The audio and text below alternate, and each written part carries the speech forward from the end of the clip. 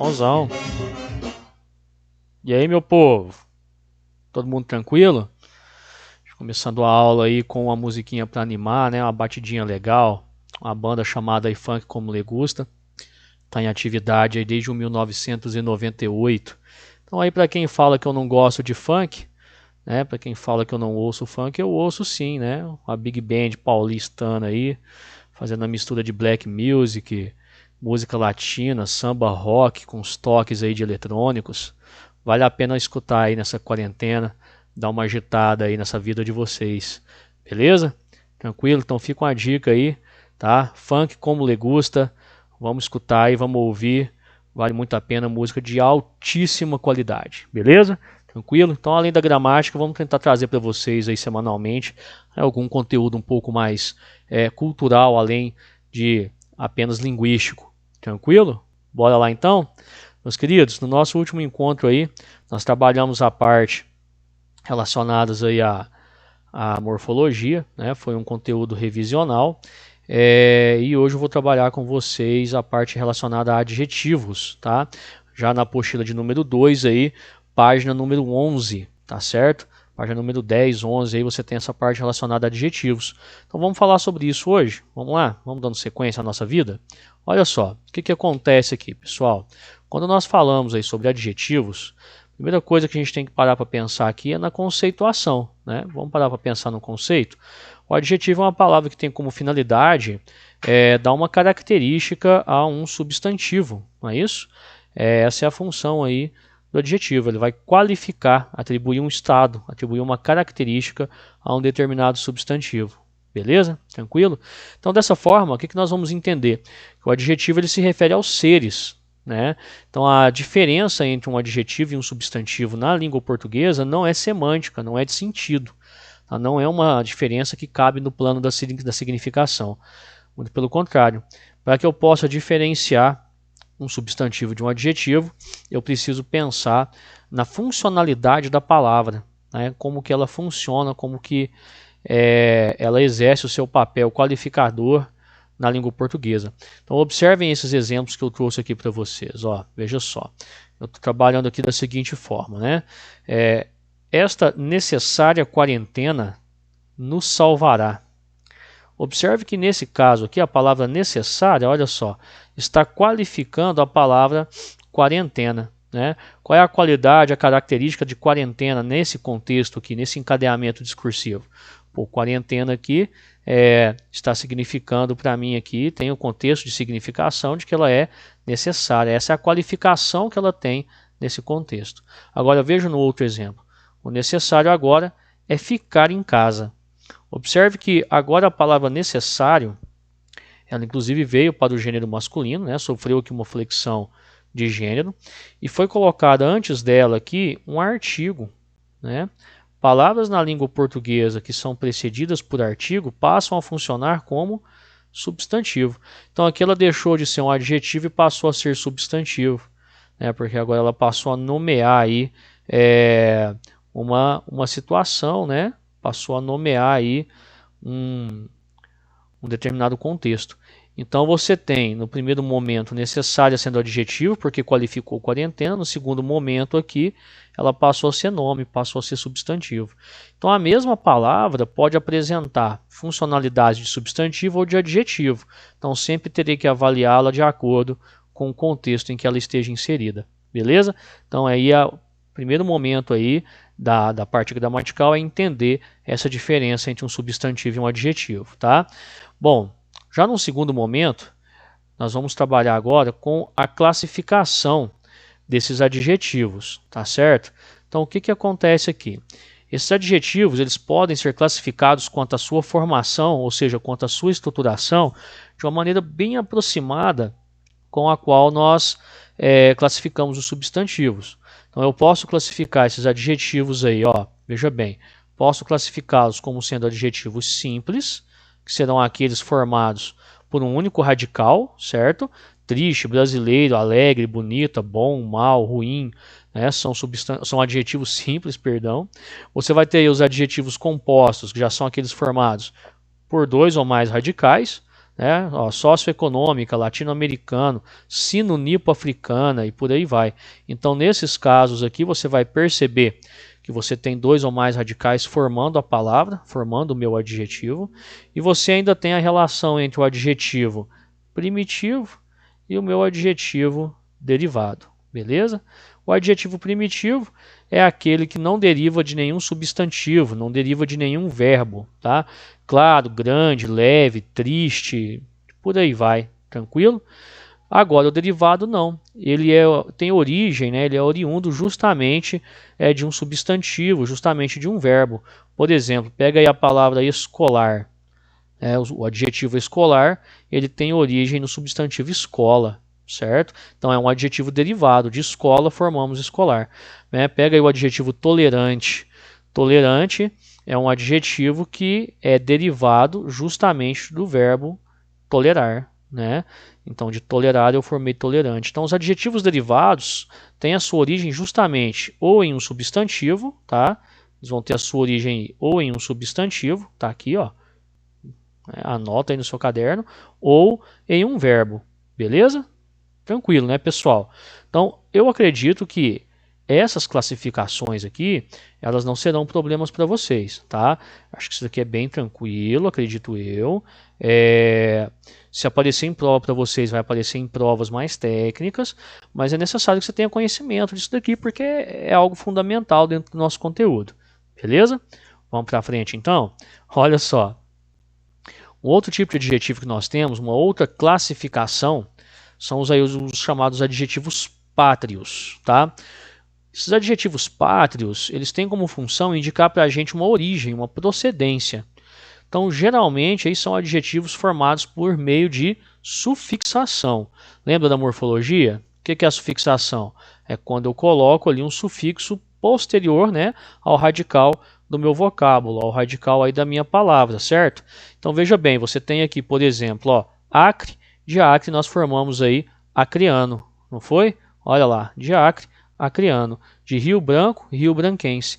Então, aqui você tem a origem, né? Eu falo, olha, fulano, Beltrano é acreano, significa que ele veio de onde? Do Acre. Então o adjetivo pátrio está relacionado à indicação de origem da pessoa ou de um objeto, enfim. Tranquilo? Beleza com isso, pessoal? Aí aqui, só um adendo, tá? Cuidado. Se você for olhar na internet aí, é possível de você achar esse acreano escrito com a letra I. No lugar do E, escreveram com a letra I. E justificaram isso com base na nova ortografia, afirmando que a nova ortografia alterou essa forma de fazer a escrita, né, a grafia da palavra criando. Essa informação, ela não corresponde à realidade linguística que nós vivemos, tá? A nova ortografia não contemplou nenhuma alteração na palavra criando. Então ela continua sendo escrita aí com a letra E. Creio eu que o pessoal que começou a trabalhar, que trouxe essa informação, fez isso com um julgamento fonológico, né? Quando nós falamos acriano, essa letra E, na fala, ela vira uma letra I. Nós a pronunciamos como I. E aí escreveram tal qual se fala. Mas não há regra que promova esse tipo de alteração, não, tá? Então, Alagoas, alagoano, Maceió, maceioense, né? Alagoas, o cara ainda pode se chamar de alagoense, olha só. Né? Existe essa possibilidade aí. Amapá, amapaense e assim por diante, né? Então, quem nasce em Minas Gerais é mineiro. Mineiro é um adjetivo pátrio, quem nasce no Brasil é brasileiro e assim por diante. Está indicando para nós aí essa noção, essa ideia de origem, beleza? Vamos tomar um café, gente? Vocês aceitam? Mesmo que aceitar, não tem jeito, né? Tá difícil. Mas enfim, tranquilo aqui, gente? Se Deus quiser, a gente vai poder tomar um café muito em breve, né? Olha só, um café juntos aí no colégio. Vamos dando sequência. Até aqui tudo bem? Então, até aqui nós classificamos esses adjetivos quanto à sua formação, tá? E entendemos que o adjetivo tem função diferente da do substantivo. Beleza? Tranquilo? Então, vamos seguindo aí o jogo. Olha só. Locução adjetiva. Na língua portuguesa, as locuções são expressões formadas por dois ou mais elementos, tá bom? Normalmente você tem uma preposição e mais um substantivo, certo? No caso de uma locução adjetiva, você terá uma preposição mais um substantivo, perdão, que funciona como adjetivo, ou seja, que tem valor qualificativo, tá certo? Olha só, eu tenho aqui dente de cão, aqui eu tenho uma locução adjetiva, que é a expressão de cão, certo? A expressão de cão é a minha locução adjetiva, tá aqui. E eu tenho um adjetivo correspondente a essa locução. Se eu tenho dente de cão, então eu tenho dente canino, tá?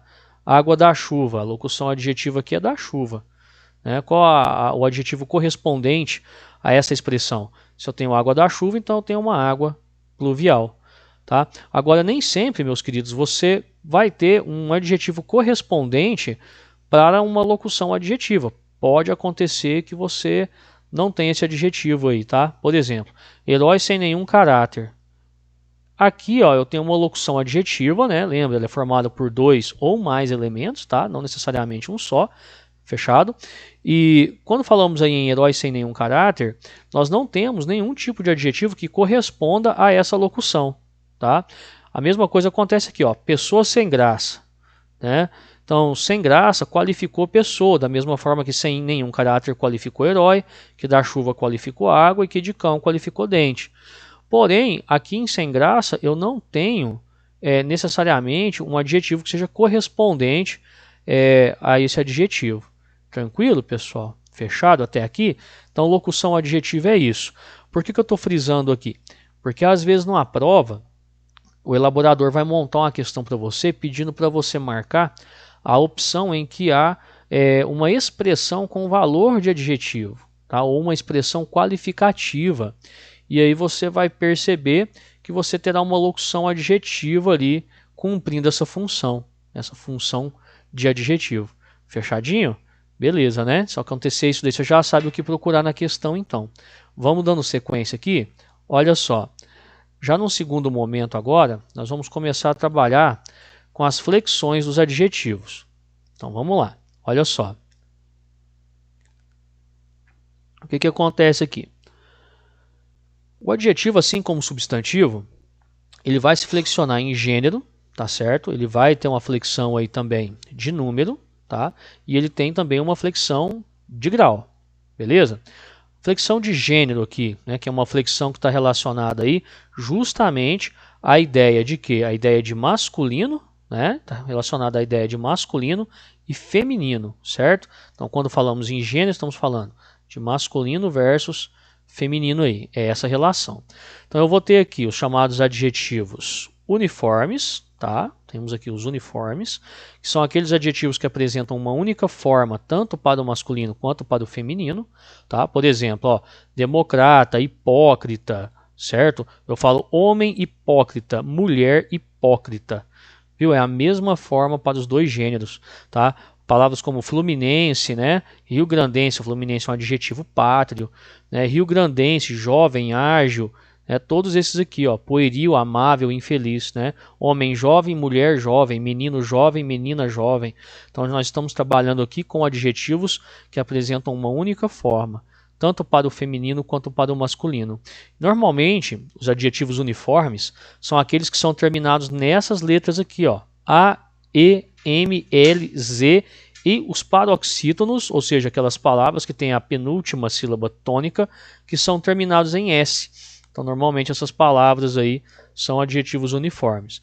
Já os biformes, claro, vão apresentar, né, pelo próprio nome aqui, bem intuitivo, o próprio nome indica para mim que os biformes vão apresentar uma forma para o masculino e uma forma diferente para o feminino, tá certo? Tá? Normalmente aqui, a formação de feminino e masculino segue as mesmas regras aqui da formação de substantivos, de gênero de substantivos. Então você tem jogador brasileiro, jogadora brasileira, né? A desinência O indicando para nós a flexão de gênero masculino, a desinência A indicando para nós a flexão de gênero feminino aí, tá certo? Rapaz burguês, moça burguesa, beleza? Então aqui você trabalhou com os adjetivos biformes. Pegou a diferença entre os uniformes e os biformes, então? Uniformes, uma só forma para masculino e feminino. Biforme apresenta palavras aí que tem formação de masculino e feminino diferentes, tá? Porém muito aproximada aí da formação de gênero dos substantivos. Tranquilo? Então aí nós falamos sobre a flexão de gênero. Vou falar sobre a flexão de número aí. Bom, o que acontece aqui, meus amores? Quando nós trabalhamos com a flexão de número, ou seja, quando a gente trabalha aqui com a formação, né, de singular e plural, o que é isso? É a relação entre singular, né, e plural dos adjetivos. Se você está trabalhando com adjetivo simples, ou seja, aquele adjetivo que apresenta um único radical, você tem que pensar que a formação dele, né, a formação desse plural, ela é muito próxima, ela segue praticamente as regras da formação de plural também de substantivos simples, tá certo? Então você vai normalmente acrescentar a letra S, tá? Você tem menina bonita, veja só, um exemplo aqui bem tranquilo de você entender. Menina bonita, o adjetivo aqui é bonita porque qualificou menina, e você tem aqui as meninas bonitas. Olha aí, meu adjetivo formou plural, um adjetivo que é simples, formou plural tal qual substantivo. O que nós fizemos aqui? Acrescentamos a desinência S, indicadora de formação de plural. Somente isso daí, tá? Nos adjetivos simples é assim, bem tranquilo, né? Agora, pausa para o café, que agora sim complica.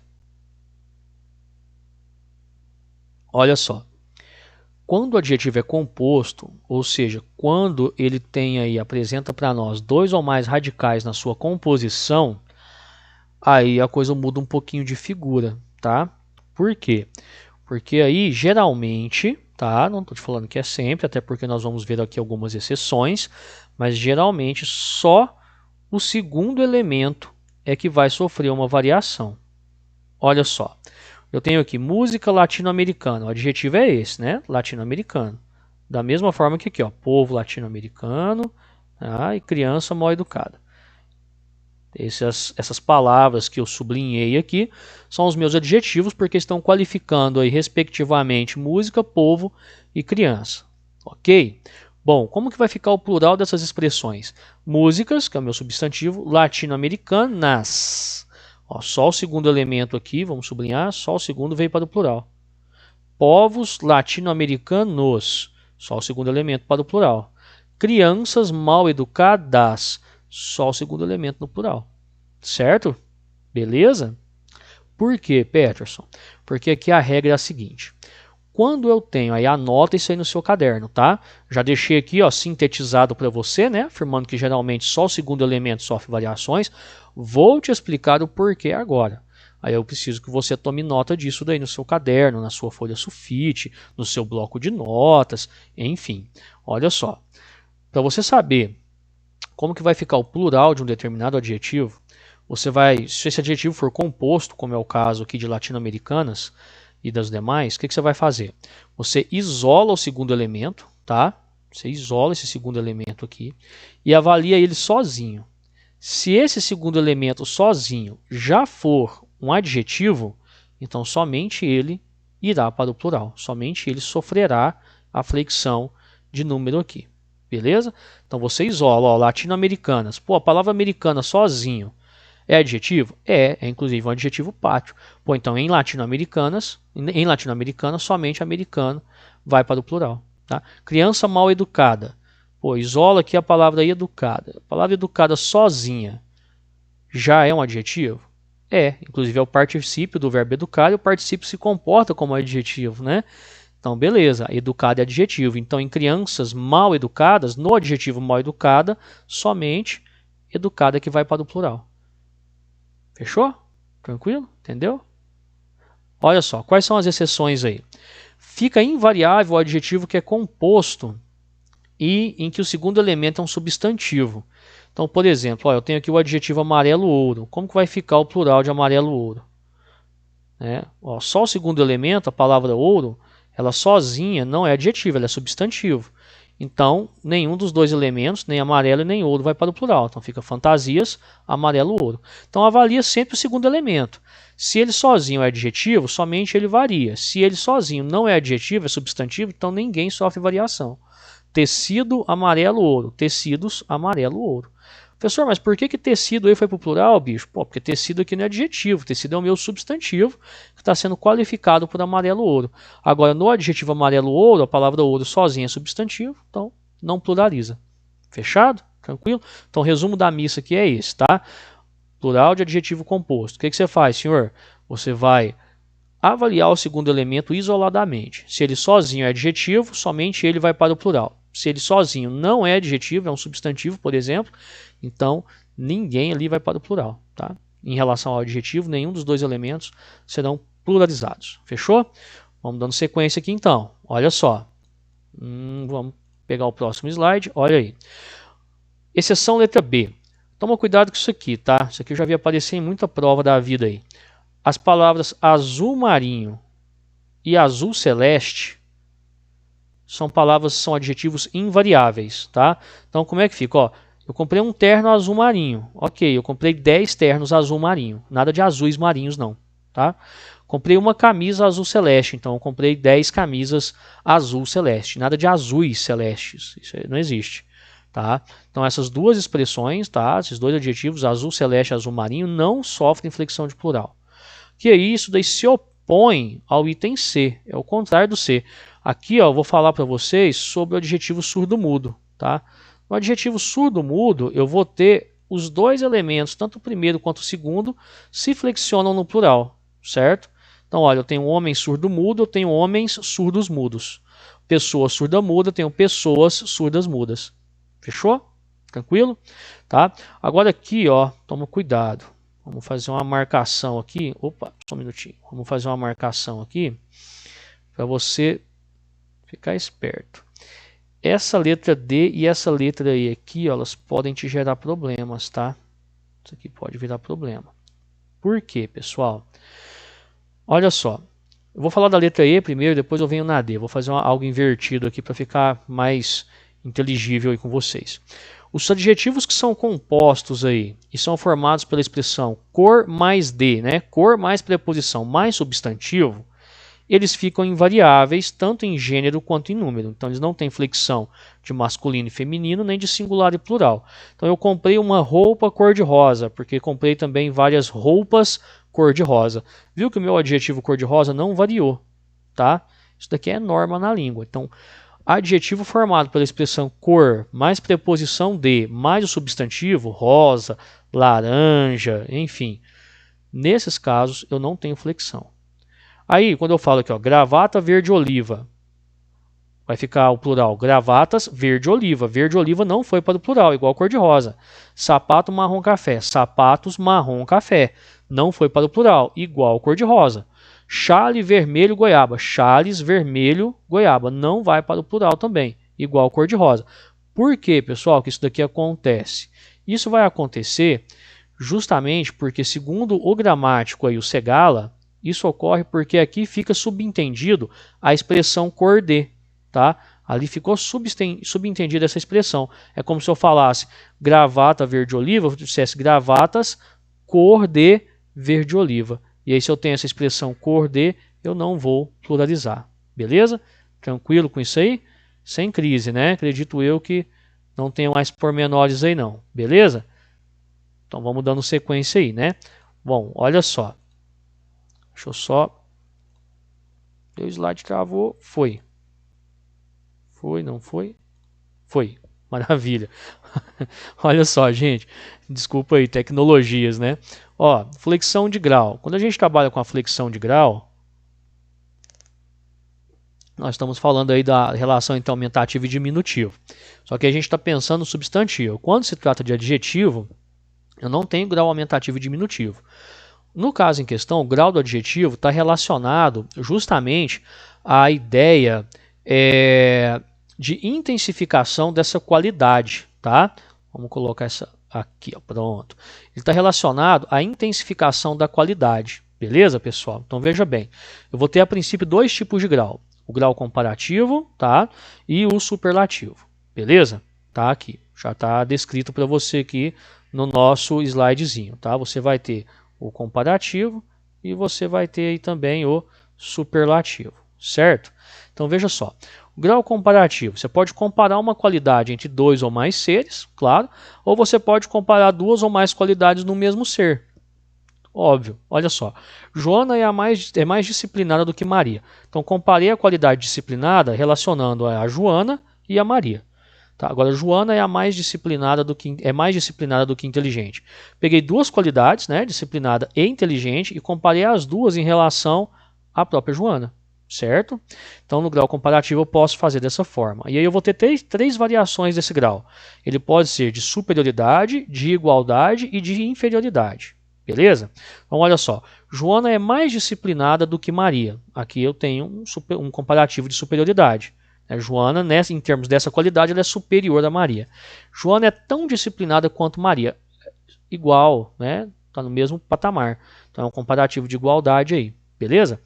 Joana é menos disciplinada do que a Maria. Bom, então aqui eu já tenho um comparativo de inferioridade. Aí eu quero chamar a sua atenção aqui para o seguinte, terceironista, futuro universitário. Cuidado com o grau comparativo, porque eu quero que você observe aqui a sua estrutura. Ele é formado com a partícula que, tanto na superioridade quanto na inferioridade. Beleza? Essa preposição de aqui, ela pode ou não aparecer, por isso que eu a coloquei entre parênteses. Eu posso falar, Joana é mais disciplinada do que ou mais disciplinada que Maria. Tá? Na mesma coisa aqui na situação de inferioridade. Joana é mais disciplinada do que ou Joana é menos disciplinada do que ou que Maria. O que me importa, então, aqui na verdade, é que você compreenda que eu estou fazendo comparação entre qualidades e que na estrutura da formação desse grau, eu tenho a partícula que. Isso vai fazer diferença quando você for estudar o superlativo relativo, tá? Que é muito próximo do comparativo. Me dá 2 minutinhos, eu estou chegando lá. Olha só. Outra coisa importante aqui. Para o grau comparativo de superioridade dos adjetivos bom, mal, grande e pequeno, você vai ter algumas formas aí sintéticas. Então, qual é o comparativo de superioridade de bom? É melhor. De mal, pior. De grande, maior, de pequeno, menor. Por que eu estou te falando isso? Porque às vezes nós vemos aquelas construções assim, mais bom, mais mal, mais grande, mais pequeno. Peterson, eu posso utilizar isso daí? Tá, você pode sim. Falar que não é mentira, você pode. Só que, presta atenção no seguinte, essas formas só são aceitas quando você compara duas qualidades de um mesmo ser, tá? Se você comparar duas qualidades em um mesmo ser, pode. Por exemplo, eu falo aqui para você, Joana é mais boa do que mal, sem nenhum problema. Mas se você for comparar uma qualidade entre dois seres, aí já não dá certo. Tranquilo? Aí você cai no coloquialismo. Beleza, né? Vamos dando sequência aqui então. Cadê o meu slide? Aqui está. Olha só. O grau superlativo. Superlativo, ele vai indicar para a gente a qualidade no mais alto grau elevado que possa ter do adjetivo. Então você vai ter dois tipos de superlativo aí, tá? A gente se subdivide em dois. Você tem o superlativo absoluto e você tem o superlativo relativo. O superlativo absoluto vai tratar de qualidades existentes em um único ser. Ele não relaciona essa qualidade em outro ser em hipótese alguma, tá? Então olha só. Você vai ter ele analítico, superlativo absoluto analítico, quando você tem um adjetivo modificado normalmente por um advérbio. Veja, Manuel é muito feliz. Observem que aqui ele não só é feliz, como ele é muito feliz. Então eu estou elevando essa qualidade ao grau máximo. Beleza? Por intermédio de intensificação do advérbio.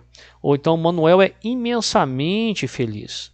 Então a qualidade aqui, o adjetivo feliz, ele está sofrendo uma intensificação por intermédio do advérbio.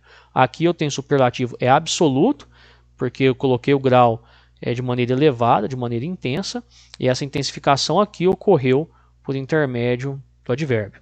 Agora ele pode se configurar, o superlativo absoluto pode ser também sintético. Quando isso acontece, eu retiro o advérbio e acrescento ao adjetivo alguns sufixos, né, como o sufixo íssimo, érrimo, ou até mesmo o sufixo imo, beleza? Olha só, então de vez de falar que Manuel é feliz ou muito feliz, eu falo que Manuel é felicíssimo. Ana é uma pessoa belíssima. Quando eu tenho o adjetivo nesse processo de formação, eu tenho o superlativo absoluto sintético. Tranquilo? O relativo. Aqui ele tem uma aproximação muito grande com o grau comparativo. É aqui que você tem que tomar aquele cuidado que eu te falei anteriormente sobre as partículas. Olha só.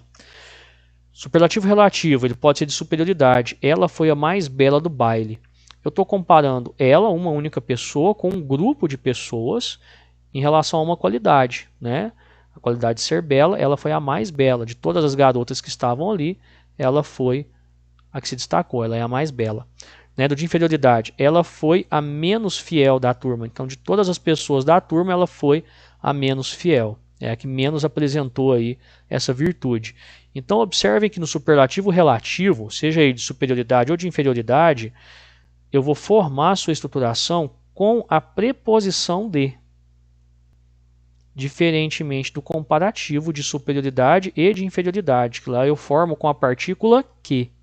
Então, se no comparativo eu tenho partícula que, no superlativo relativo eu tenho partícula de, preposição de. Cuidado, porque como as estruturas são muito próximas, é comum da pessoa tentar te confundir no momento de fazer prova, tá? Então, o que você tem que pegar aqui para efeitos de prova, em referente a adjetivo? Diferença de funcionalidade em relação ao substantivo, tá certo?